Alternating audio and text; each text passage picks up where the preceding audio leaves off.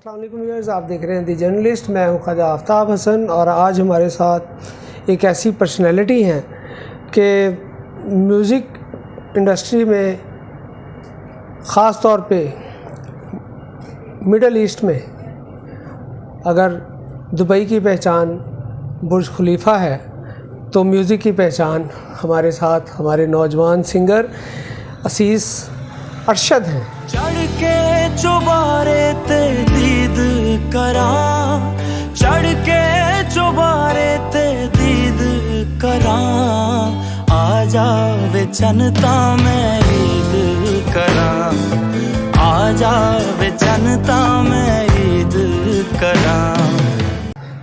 असीस इस वक्त हमारे घर पे हैं। हम चाह रहे थे कि हम अपनी अफ्तारी से इस गुफ्तगू का आगाज़ करें, लेकिन चूँकि ट्रैफिक की वजह से वो इतनी ऐन अफ्तारी के वक्त पहुँचे कि फिर हमने यही मुनासिब समझा कि नहीं, पहले रोज़ा खोल लिया जाए और उसके बाद हम गपशप करेंगे।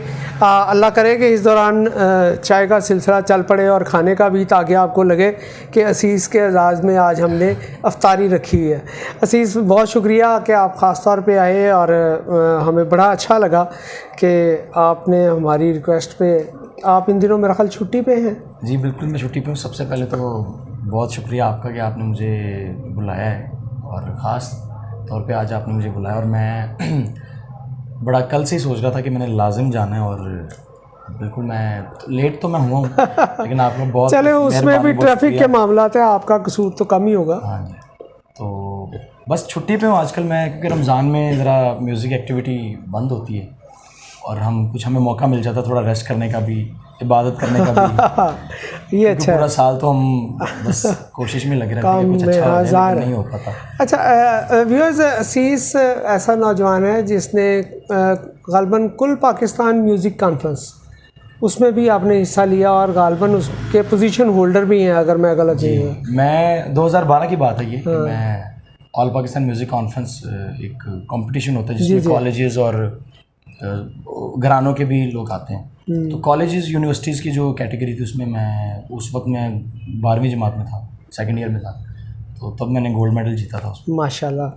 असीस, गवर्नमेंट कॉलेज यूनिवर्सिटी के वो जो क्लब है, म्यूज़िक क्लब क्या है उसका? नज़ीर अहमद म्यूज़िक सोसाइटी, उसके भी ओहदेदार रहे हैं और उसको भी मेरा ख्याल अपने जब तक ये जीसी में रहे तब तक ये पहले उसके सेक्रेटरी थे और बाद में सदर रहे। मैं, हाँ जी, सदर, ये सदर रिटायर हुए वहाँ से इन्होंने अपनी तालीम मुकम्मल की और उसके बाद मौसीकी में तालीम मुकम्मल की और मौसीकी में इनका मतलब इतनी ज़्यादा दिलचस्पी है कि ये जब भी जिक्र होता था तो म्यूज़िक के बारे में बातें होती थी। अभी काफ़ी देर से हम म्यूज़िक के बारे में बातचीत कर रहे थे और यकीनन जो लोग सोशल मीडिया इस्तेमाल करते हैं वो जानते हैं कि दुबई में अगर इस वक्त 50 बैंड हैं तो उसमें सबसे पॉपुलर असीस का सीन, जी द सीन बैंड है। बस पॉपुलर क्या ना, बस मेहनत कर रहे हैं। अल्लाह ताला का शुक्र है कि थोड़ा बहुत अल्लाह ताला ने वहाँ इज़्ज़त दे दी है। नहीं, यकीनन जो मेहनत करते हैं अल्लाह ताला उन्हीं को इज़्ज़त देता है।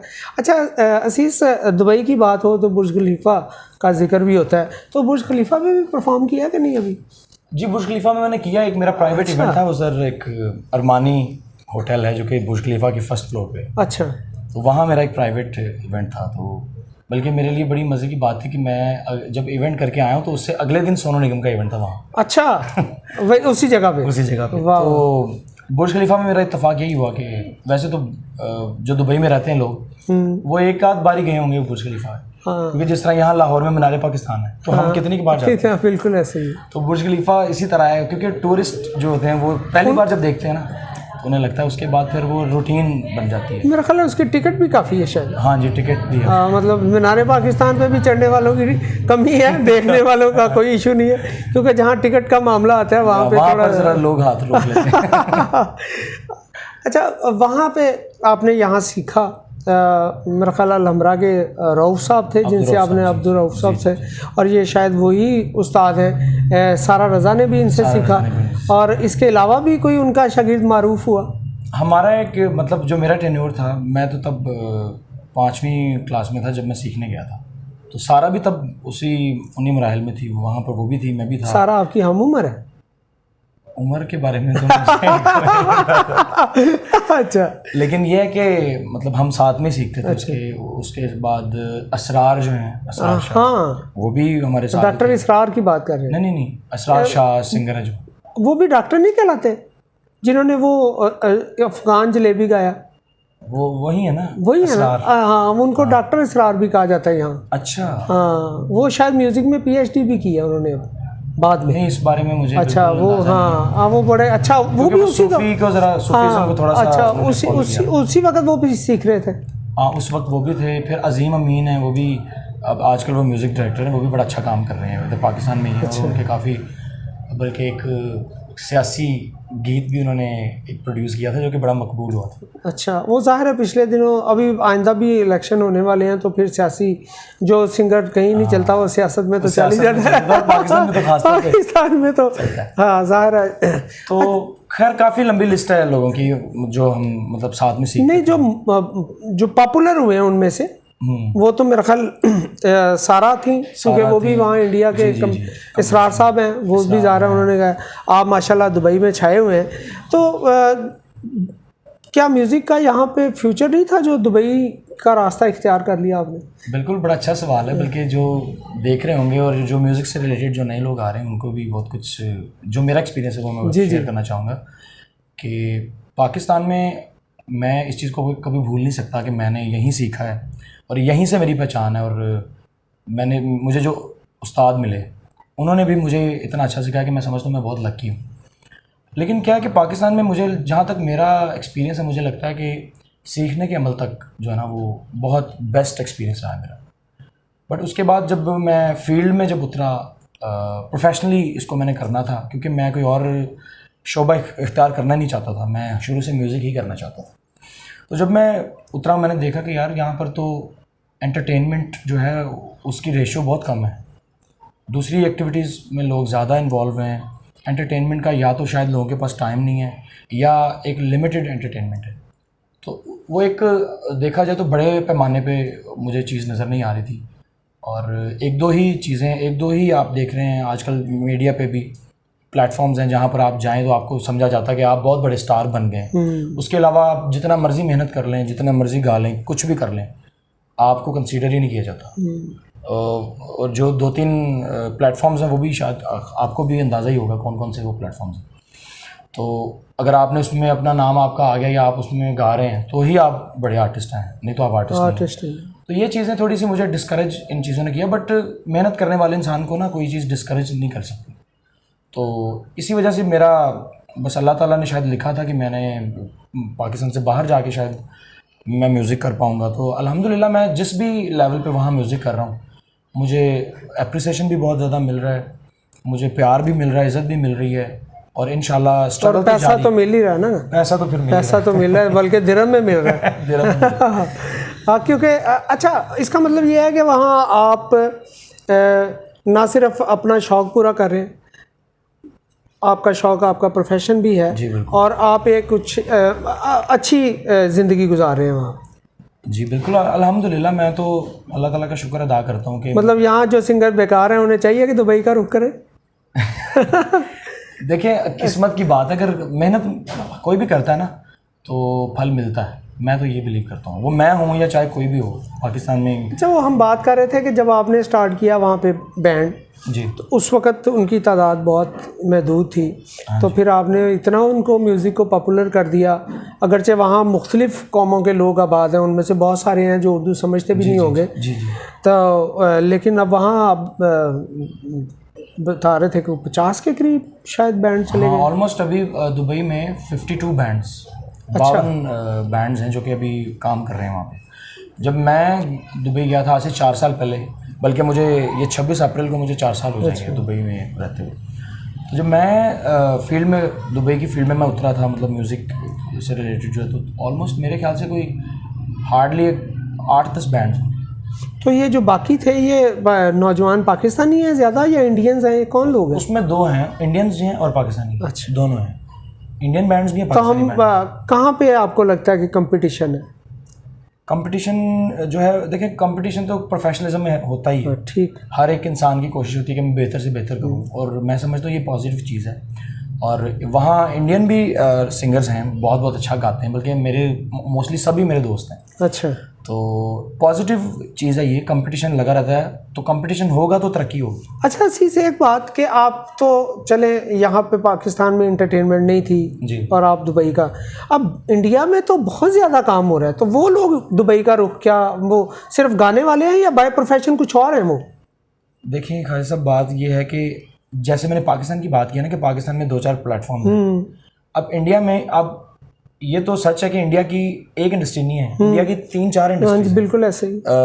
टॉलीवुड है, हाँ जी, बॉलीवुड है, हाँ जी, अब तो बॉलीवुड पंजाब वाले, तो अब तो उनकी तो 3-4 इंडस्ट्रीज हैं। वो इंडिया वैसे भी इतना बड़ा है कि वहाँ की पॉपुलेशन आपको पता कितनी है, तो उस हिसाब से भी देखा जाए तो उधर, बल्कि उधर भी चांसेस बहुत कम है। अच्छा, क्योंकि जब तक आप बॉलीवुड में घुसना ही बड़ा मुश्किल है, क्योंकि वहाँ पर भी बहुत कंपटीशन है। और जो स्ट्रीट बैंड्स हैं या जो अंडरग्राउंड बैंड्स हैं या कुछ ऐसे सिंगर्स हैं जो करना चाहते हैं, अब इंडिया में क्या है कि आपने फिल्म में गाना गा दिया तो आप बड़े सिंगर बन गए।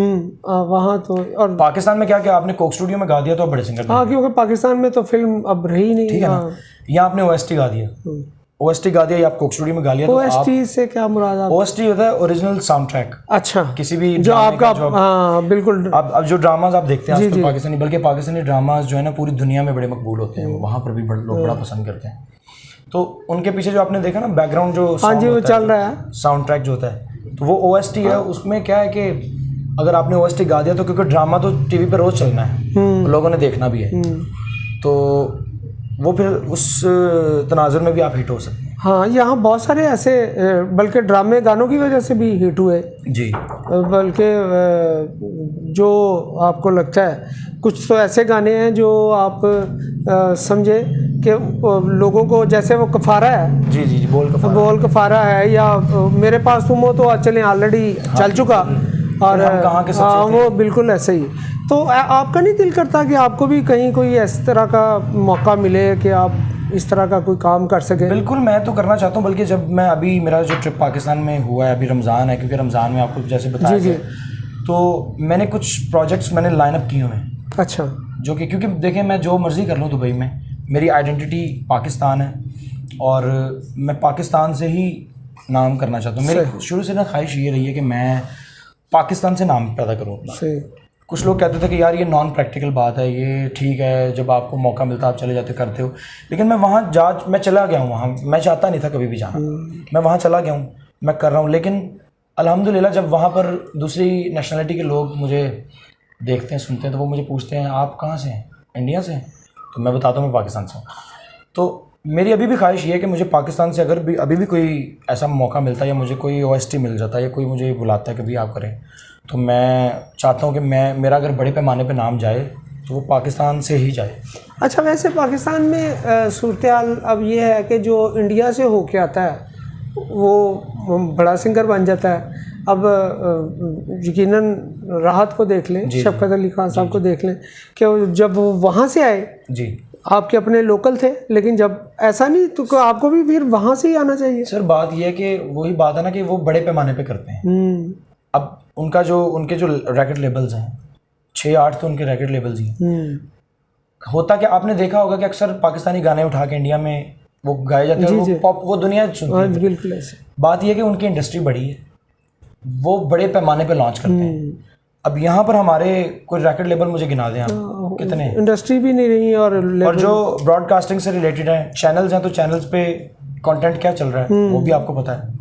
रेडियो पाकिस्तान तो वैसे ही मेरा ख्याल बंद ही हो गया मेरे ख्याल से, वो उस तरह। तो ये हमारे असासे थे जिनको हम यूटिलाइज करके हम आगे कर सकते थे।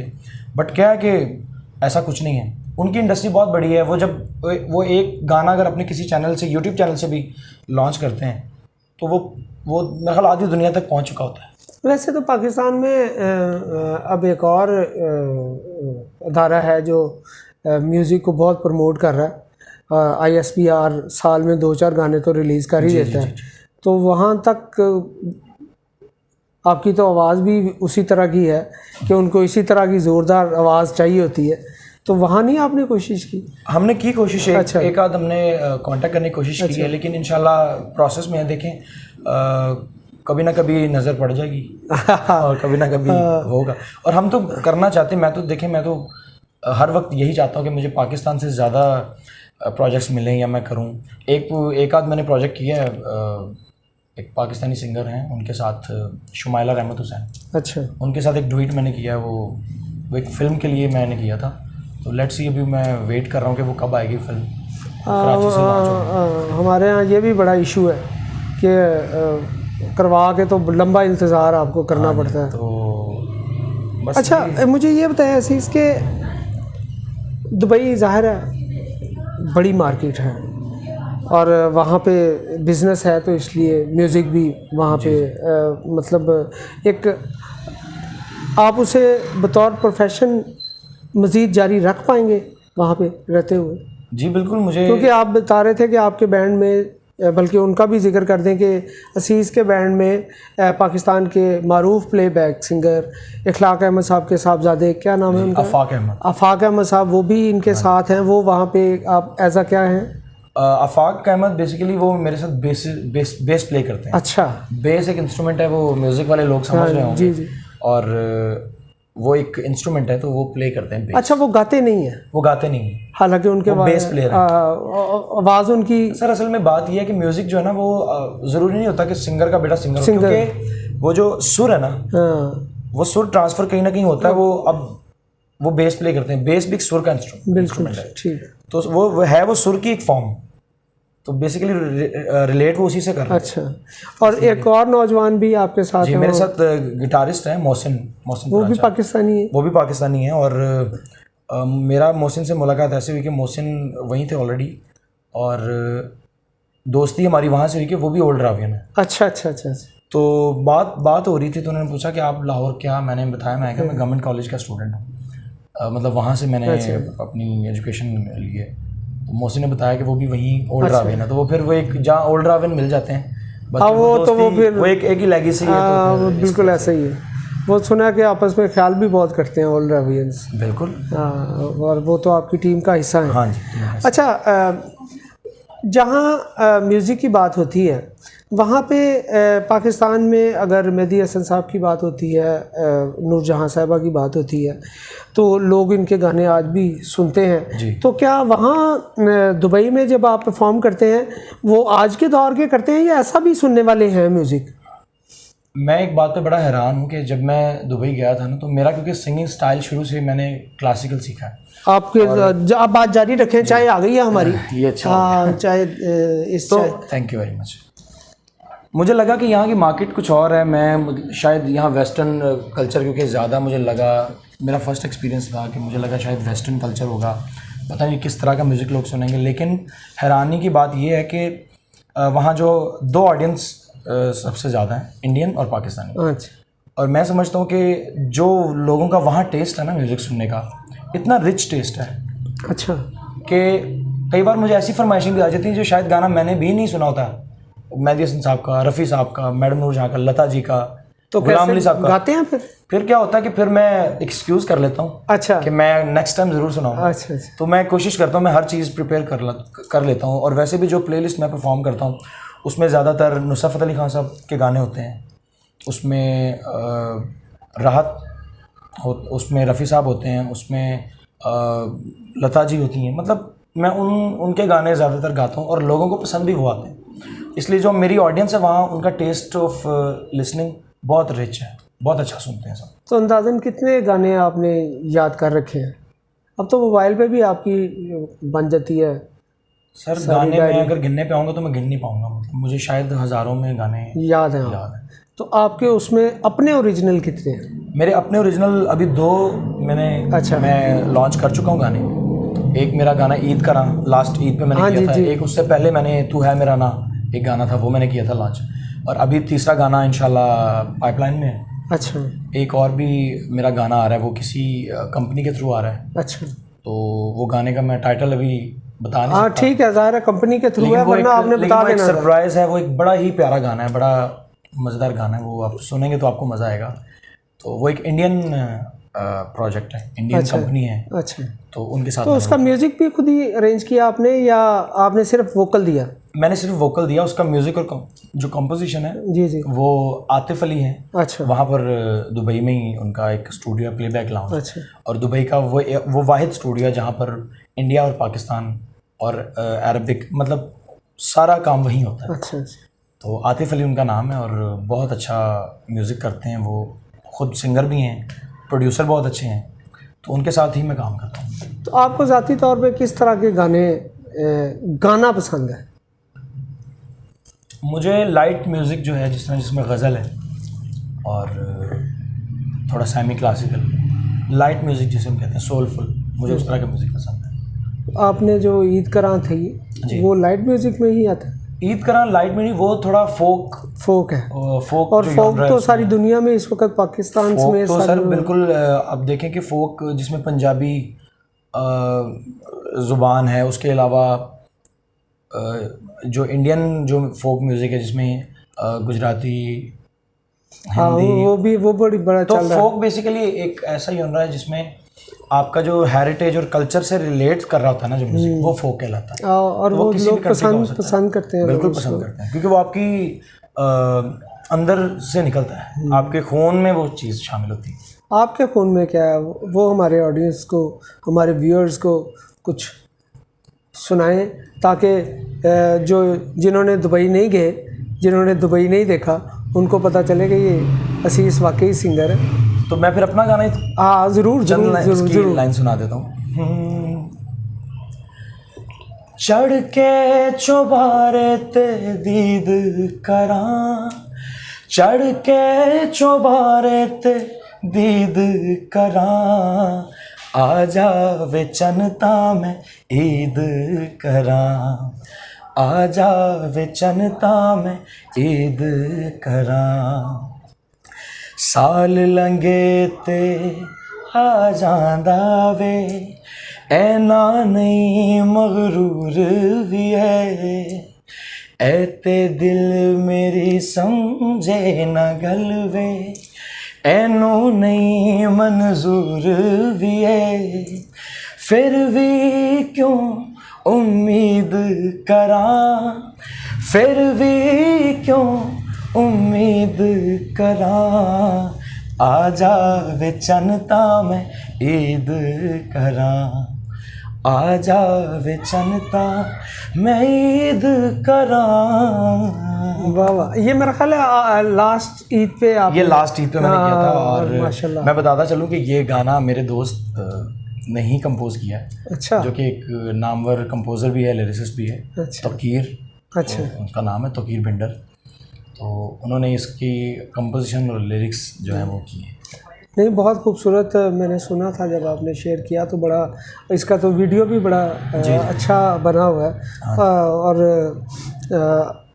अच्छा, मुझे ये बताएं कि अगर आपको ये चॉइस करनी पड़े कि आप पाकिस्तान में आ जाएं और यहाँ का म्यूज़िक को आप इसमें किस्मत आजमाई करें, तो क्या लगता है कि फिर आप ये चांस लेंगे, या जहाँ पे हैं इस वक्त वही आपको बेहतर लगेगा? मैं ये चांस लूँगा वो इसलिए कि अगर तो मुझे कोई ऐसी अपॉर्चुनिटी मिलती है कि मुझे लगता है कि ये अपॉर्चुनिटी मिलने से मुझे बनिस्बत दुबई ज़्यादा फ़ायदा नज़र आ रहा है, क्योंकि अल्टीमेटली मेरा गोल जो है या मेरा टारगेट यही है कि मुझे म्यूज़िक में ही कुछ करना है, कुछ ना कुछ कंट्रीब्यूशन करना है म्यूज़िक में ही।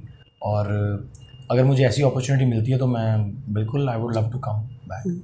जब एक दौर था जब फिल्म सिंगर्स जो थे वो बड़े पॉपुलर थे, फिर टीवी आया, फिर एल्बम्स का दौर आया, बहुत सारे लोग उस एल्बम्स के ज़रिए पॉपुलर भी हुए, और उसके बाद फिर वो चीज़ें पीछे चली गई। अब मेरा ख्याल एल्बम्स का दौर नहीं रहा, उसकी क्या वजह है?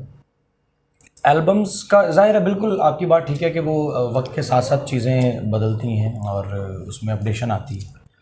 तो अभी क्या है कि एल्बम में लोग ना ज़्यादा बिलीव नहीं करते। वो कहते हैं कि यार हम क्या 10 गाने मेहनत असल में करना नहीं चाहते। होता क्या कि वो एल्बम की शक्ल में ना वो क्या करते हैं, सिंगल्स रिलीज़ करते हैं। होता वो भी एल्बम ही एक कि भाई अगर मैंने अगर 6 गाने बनाए हैं तो मैं हर 2 महीने बाद एक गाना डालूंगा, ठीक, एक करके जो सोशल मीडिया पे, क्योंकि आजकल लोगों को आपकी एक्टिविटी चाहिए कि आप क्या कर रहे हैं। अगर आप अपनी एक्टिविटी रोक देंगे, एक चीज़ करने के बाद आप चुप करके बैठ जाएंगे, तो वो जो इंटरवल आता है ना, वो थोड़ा सा प्रॉब्लम लंबा नहीं होना चाहिए। तो वो आपने लोगों को कुछ ना कुछ देते रहें। मतलब अगर आपने 6 तैयार किए हैं तो वैसे ही उसको एक एक करके जारी करें। है वो भी एल्बम। पहले क्या फ़र्क था कि पहले 6 गाने इकट्ठे रिलीज हो जाते हैं। अब क्या है कि वो एक एक करके रिलीज। अब वैसे तो अब देखा जाए अब तो चीज़ें आपके अपने इख्तियार में नहीं है कि आप सोशल मीडिया को खुद हैंडल करते हैं जी, अपनी मर्ज़ी से चीज़ें लॉन्च करते हैं और उसके नताइज भी आप खुद देखते हैं जी। बिल्कुल, उसमें आपको जो बेनिफिट्स हैं वो बराह रास्त आप तक पहुँचते हैं जी। ऐसा अब तो ये है कि जैसा कि आप देखें कि अब तो यूट्यूब से भी आप रेवेन्यू जनरेट कर सकते हैं, इसको एज ए बिज़नेस भी आप कर सकते हैं कि अगर आपका कंटेंट जो है वो इस लेवल का है कि जो मेजॉरिटी उसको पसंद कर रही है। देखें, हिट होने में और वायरल होने में फ़र्क है। यानी अगर आप पॉपुलर हो गए हैं, लेकिन आप वो किस चीज़ से पॉपुलर हुए हैं डिपेंड ये करता है। बिल्कुल, वो जो कंटेंट की बात कर रहे हो। 10 चीज़ें आप ऐसी कर सकते हैं, 10 मैं कर सकता हूँ कि जिससे मैं वायरल हो जाऊँगा। लेकिन आप मुझे बताएं कि वायरल होने के 1 हफ्ते बाद आपको कोई याद ही नहीं रखे, लोगों को कुछ नया चाहिए। 2-4 ट्रेंड्स पीछे आए जो आपने देखे होंगे सोशल मीडिया पे छाए हुए थे, लेकिन आज उनका कोई जिक्र भी नहीं। ठीक, तो ये चीज़ मुझे लगता है कि ये आपको डैमेज कर देती है। इसलिए आप स्लो एंड स्टडी वाली बात है कि आप चलते रहें अपना रास्ता, आपका रास्ता बस क्लियर होना चाहिए, आपका ट्रैक क्लियर होना चाहिए। बस फिर वो चलते चलते आप कब कामयाब हो जाते हैं आपको पता भी नहीं चलता। पाकिस्तान में इस वक्त क्या समझते हैं, मौसीकी की क्या सूरत हाल है? पाकिस्तान में मौसीकी की सूरत हाल ये है कि मेहनत तो कर रहे हैं, कुछ लोग ऐसे हैं जो मेहनत भी कर रहे हैं और कुछ लोग ऐसे हैं जो मेहनत नहीं भी कर रहे, तो वो अपनी कॉन्टैक्ट बेस पे थोड़ा सा ये चीज़ें भी कर रहे हैं। तो अगर ये चीज़ ख़त्म हो जाए ना यहाँ से, ये कॉन्टैक्ट बेस पे करना शॉर्ट टर्म नहीं होना चाहिए, शॉर्टकट अगर आप लेंगे ना तो मुंह के बल गिरेंगे। तो पाकिस्तान में जो है ना वो हालात वाक़यात इस तरह के, अभी मैं आया हूँ तो मैंने देखा है कि ऊपर के लेवल पे जो लोग पाकिस्तान को रूल कर रहे हैं, मतलब वहाँ से चीज़ें जो है ना वो अनप्रडिक्टेबल हैं, कुछ समझ नहीं आ रही। मतलब हम जैसे जो आर्टिस्ट लोग हैं ना वो परेशान। तो अगर ये परेशानियाँ रहेंगी तो मुझे बताएं, आर्ट एंड एंटरटेनमेंट, हाँ वो तो फिर हालात, लोगों का रुझान कहाँ जाएगा? कुछ भी नहीं, उसका कोई नज़र ही नहीं आ रहा आगे कि कुछ बड़े पैमाने पे कुछ हो सकता है। अच्छा, असीस, आखिरी बात कि आपने जिस प्लेटफॉर्म्स से आपने आगाज़ किया, आपने कुल पाकिस्तान मौसीकी का उसमें मुकाबलों में हिस्सा लिया और एक बड़े मैदान में से आप उभर कर सामने आए, तो अब तो पाकिस्तान में इस तरह के मुकाबलों का रुझान है भी नहीं शायद? नहीं, मुकाबले हो रहे हैं इस वक्त भी। क्योंकि जो ऑल पाकिस्तान म्यूज़िक कॉन्फ्रेंस है वो तो पता नहीं कितने सालों से चलती भी आ रही है। वो तो मेरे ख्याल 50-60 साल काफ़ी अर्सा है। हाँ जी। तो वो अभी भी हो रहा है और मेरे ख्याल से अच्छी बात है कि ये चीज़ें ख़त्म नहीं होनी चाहिए, ये चलती रहनी चाहिए, क्योंकि लोगों को, जो मेरी फील्ड के लोग हैं, उनको सीखने को बहुत कुछ मिलता है, करने को मिलता है। तो रुझान आजकल जो है ना वक्त बदला है, उसके बहुत सारे फ़ायदे भी हैं, बहुत सारे नुकसान भी हुए हैं। जो ख़ुद मुख्तारी है ना सोशल मीडिया पे, आप खुद भी कुछ भी आप गा के कर रहे हो, 10 लोग उसके नीचे कमेंट्स कर रहे हैं, 10 भी नहीं बल्कि 3, वो वाह वाह वाह वाह वाह। तो ये चीज़ें जो है ना ये डैमेज करती हैं आपको। तो इन चीज़ों से बचना चाहिए कि आपके 4 दोस्त आपके हैं जो आपको कह रहे हैं कि यार वाह, तो ऐसे कमेंट्स भी मैंने देखे कि यार नुसरत को भी काट गया तुम तो। अच्छा, ठीक है ना। आजकल वो चढ़ा देते हैं। आजकल वो एक कार्टून सा इंसान है, वो आजकल बड़ा वायरल हुआ है, उसको मजाक में लोगों ने हिट करवा दिया। तो यूके से वो कर रहा है बंदा, तो वो बदतमीजियाँ कर रहा है, वो उसको तमीज़ ही नहीं है कि गाना है क्या, गाना उसको वर्ड नहीं बोलना आता। अच्छा, लोगों ने उसका मजाक बना दिया और उसको लग रहा है मैं पॉपुलर हो गया और मेरे से अच्छा सिंगर कोई नहीं। उसने गेटअप अपना पूरा सिंगरों वाला बनाया हुआ है। अच्छा, लेकिन उसको पता ही नहीं है कि सरगम किसे कहते हैं, अस्थाई किसे कहते हैं, अंतरा किसे कहते हैं, उसको तो यहाँ तक नहीं पता। तो इस तरह के, वो जैसे आप बता रहे हैं, वो वायरल है, वो वायरल भी और वायरस भी है। अच्छा, आपको मैंने नहीं देखा कि आपने सारा कुछ सीखा हुआ है, तो आपने कभी उस तरह के लिबास में परफॉर्म नहीं किया? सर पता क्या बात है, मेरे उस्ताद हमेशा मुझे कहते हैं कि आप अपने काम से पहचाने जाते हो। जब अगर मैं अच्छा गाऊंगा ना तो मेरे कपड़े याद ही नहीं रहेंगे किसी को। अगर हम बैठे हैं आज, हो सकता है परसों आप मुझे मिलें तो मुझे ये भी याद ना हो कि आपने किस कलर की शर्ट पहनी थी, या आपको ये याद ना हो कि मैंने क्या पहना हुआ था। तो ये चीज़ें मायने नहीं रखती मेरे ख्याल से। आपका काम बोलना चाहिए, काम बोलता है। दुबई में कोई ऐसी परफॉर्मेंस जो आपको लगे कि आपकी अब तक की सबसे बड़ी परफॉर्मेंस थी गुज़श्ता 4 साल के दौरान, जिसके बाद आपने सोचा कि नहीं मैं दुबई नहीं छोड़ना? दुबई में मेरी एक परफॉर्मेंस ऐसी थी कि अभी मैं इस परफॉर्मेंस को सबसे ऊपर इसलिए रखूँगा क्योंकि यहाँ पर मैंने अपने पाकिस्तान को रिप्रेजेंट किया था। अच्छा। शारजा कल्चर एंड हेरिटेज का उनका एक सरकारी इवेंट था, फेस्टिवल होता है। अच्छा। सरकारी इवेंट है वो, अपने कल्चर की। वहाँ पर पूरी दुनिया से लोग आए थे ठीक परफॉर्म करने, और अल्लाह का शुक्र यह है कि पाकिस्तान को रिप्रेजेंट मैं कर रहा था, क्योंकि वहाँ की जो मार्केट है वो लोग सब मुझे जानते हैं। उन्होंने मुझसे कांटेक्ट किया, मुझे बुलाया, और मैंने वहाँ पर गेटअप की जहाँ ज़रूरत होती है वहाँ करना चाहिए। ठीक। वहाँ मैंने कुर्ता भी पहना, शलवार भी पहनी, अपना हारमोनियम भी रखा। अच्छा। तबला, मैंने कोई वेस्टर्न इंस्ट्रूमेंट वहाँ यूज़ नहीं किया। मतलब हारमोनियम तो चलो वो भी वेस्टर्न इंस्ट्रूमेंट ही है बेसिकली, जर्मनी। लेकिन क्या है कि उसमें मैंने ऐसे इंस्ट्रूमेंट रखे जो कि ऑथेंटिक और ओरिजिनल इंस्ट्रूमेंट्स थे। ठीक ना, उसमें वो हमने इस्तेमाल किए इंस्ट्रूमेंट और रिप्रेजेंट किया। मैंने वहाँ पर पाकिस्तानी फोक म्यूज़िक सुनाया उन्हें, और वो उन्हें बड़ा पसंद आया। और वहाँ पर उन्होंने, मेरा नाम तो हुआ ही, बट उन्होंने पाकिस्तान का जब नाम लिया कि भाई पाकिस्तानी आर्टिस्ट, तो मेरे लिए ये सबसे एक यादगार और बड़ी परफॉर्मेंस थी।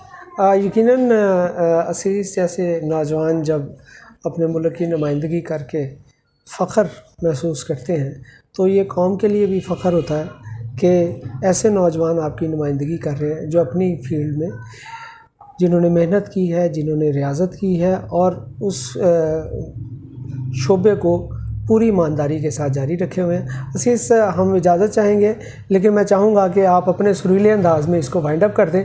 व्यूअर्स, अपना बहुत ख्याल रखिएगा, असीस को देखते रहें, सुनते रहें, और यकीनन असीस बहुत बड़ा सिंगर है, बहुत खूबसूरत। मैं आखिर पे यही कहूँगा कि वतन की मिट्टी गवाह रहना, गवाह रहना, वतन की मिट्टी अजीम है तो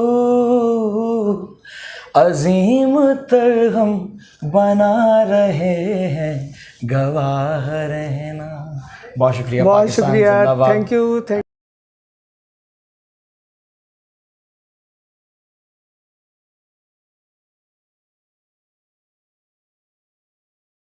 व्यूअर्स, आप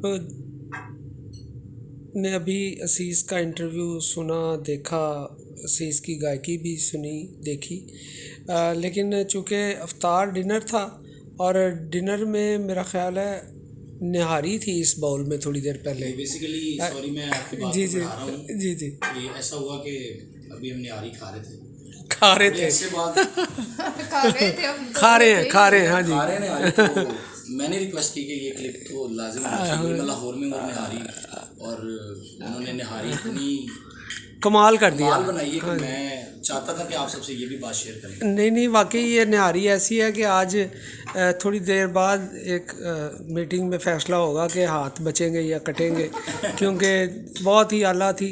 और मारूफ ने भी हमारे साथ इस निहारी को शेयर किया, और ये तमसीला साहिबा हैं जो बहुत शुक्रिया आपका निहारी खाने का। नहीं, सबसे ज़्यादा शुक्रिया असीस का, जिन्होंने ख़ास तौर पे टाइम निकाला है। भी तो इनका हाँ, और सबसे जो दिलचस्प बात थी, अभी असीस बता रहे थे अफ्तारी से पहले जब पहुँचे, जब निहारी का जिक्र हुआ तो असीस की याददाश्त बहुत अच्छी है।